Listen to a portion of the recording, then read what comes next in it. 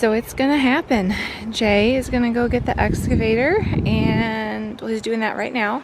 And I just wanted to get a quick shot of what it looks like before. The window and the area. Years ago we used to have a garden bed right here, but then we decided we were gonna, it started to rot, and we decided we were gonna put an egress window in, so we haven't had a bed here for a couple of years. Like I said, this egress window project has been in the works for a few years, but life circumstances and it didn't happen, so now it's happening. So we're really excited, and I will be filming the process as much as I can.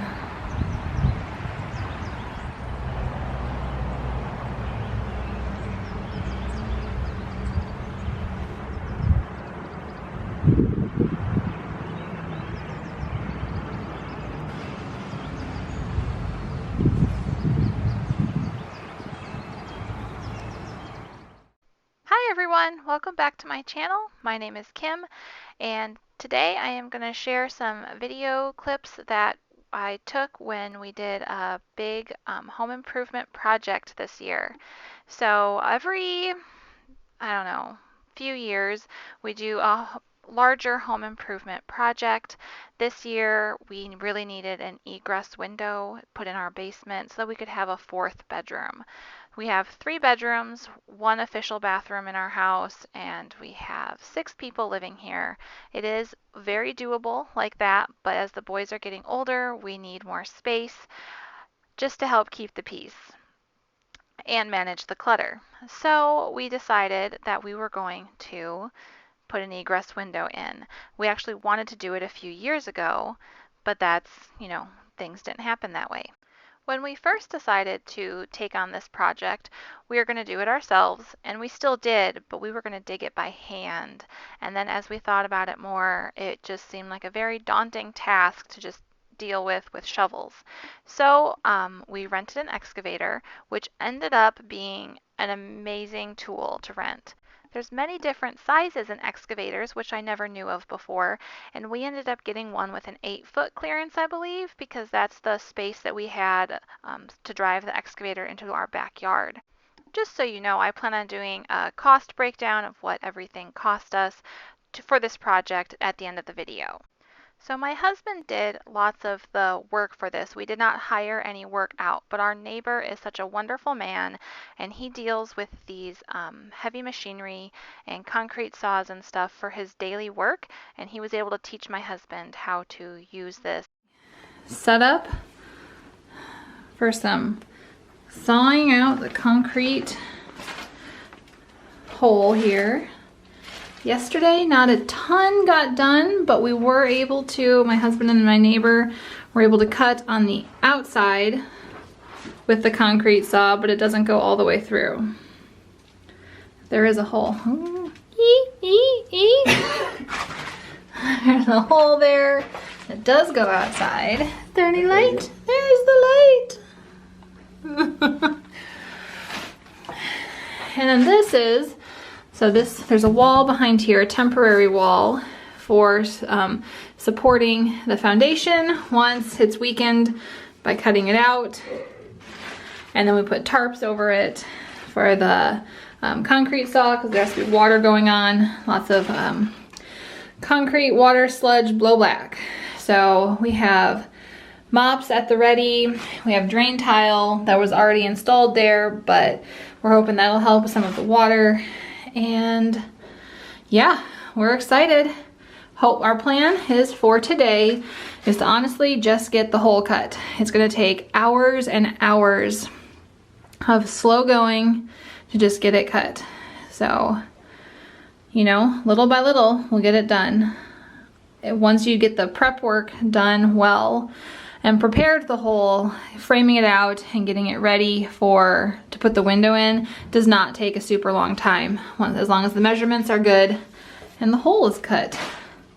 So yeah, we're excited.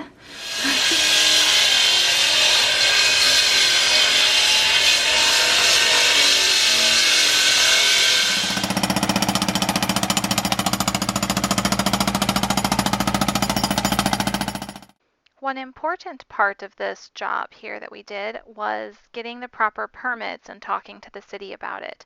My husband had to draw up very detailed plans and know what building materials he was going to use before he was able to get the permit. So we did that a few months ago before we started the project, and then when we were able to have the time and the money saved up, we were able to go ahead and rent the equipment and get started.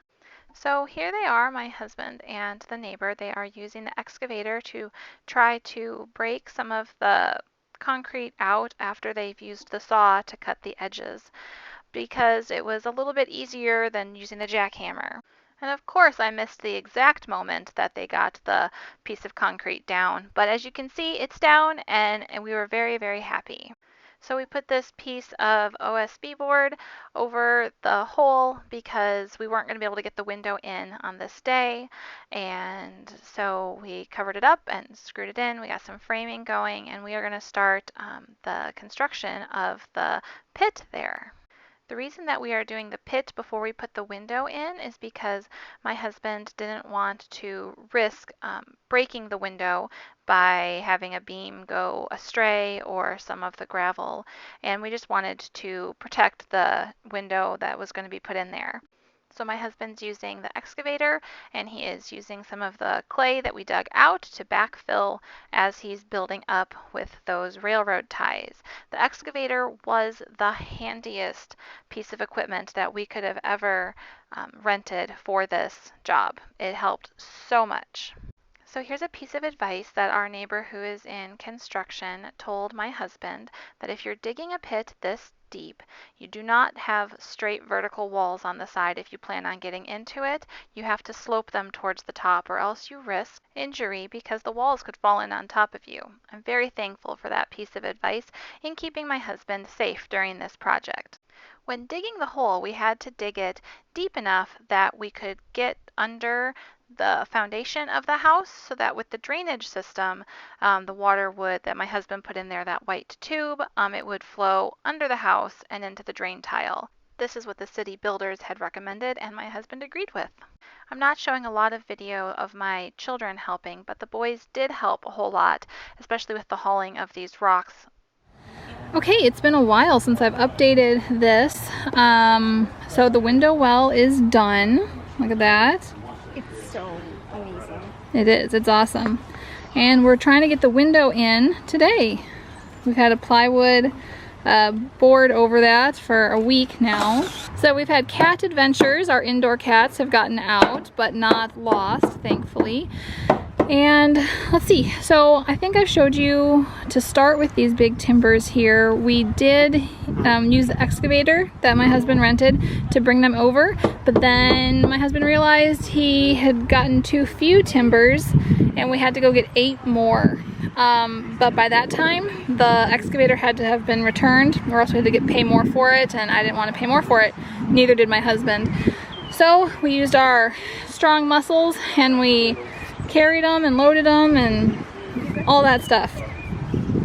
It's nice having teenage boys, they help out, but Jay and I and our oldest are able to get them over. I think each one is like 100 to 200 pounds. They're 8-foot used railroad ties. We have tons of clay soil left. Haven't used our topsoil yet. I just wanted to update you on the progress of our window here.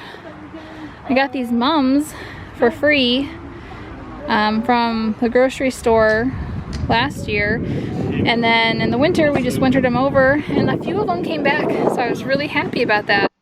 So let's talk cost. I am going to do a breakdown of it in the description box, but let me just tell you that it was cheaper than I thought it was going to be. So the excavator rental for a week plus the trailer that we needed for it to bring it to our house cost $892.65. I was very shocked by that because that was a very crucial piece of equipment that we needed to get this project done in a timely manner by ourselves, with the help of our neighbor, but without a crew of guys. And it was easier to use than my husband expected.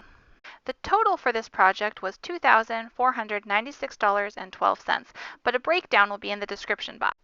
Thank you for watching. I hope this helped you. Please consider subscribing and have a very wonderful day.